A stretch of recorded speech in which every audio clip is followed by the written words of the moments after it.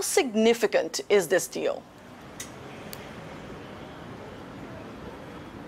Well, at an inter-Korean level, it does show significant progress with this, a fourth declaration between the two leaders. A big takeaway from this is the declaration that Kim Jong-un will visit Seoul. It will be the first ever visit by a North Korean leader to the south. There's no word on timing. They're saying it'll happen before the end of the year. But the message in this is quite resounding, that the two men are wanting to show that they are moving toward an end to the Korean War. Now, Kim has also declared in this statement that he will commit to dismantling a missile engine test facility as well as a missile launch pad.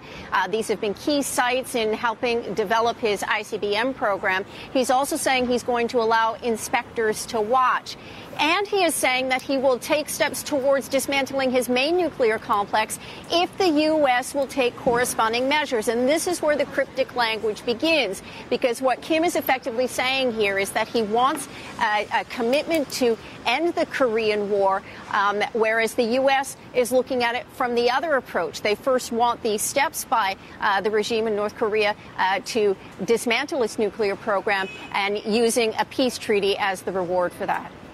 And as you're saying, so the U.S. must take corresponding measures. How is the U.S. likely to respond? Well, it's going to be very important on how this latest declaration resonates in Washington. This summit is meant to pave the way to a second summit between Kim Jong-un and President Trump. The U.S., of course, has been pushing for North Korea to take concrete steps before there can be an official declaration to the end of the war. Moon Jae-in, for his part, will travel to Washington before the end of the month to brief the Trump administration on where things stand and where he believes they're going. This visit of his to Pyongyang has been very rich in symbolism.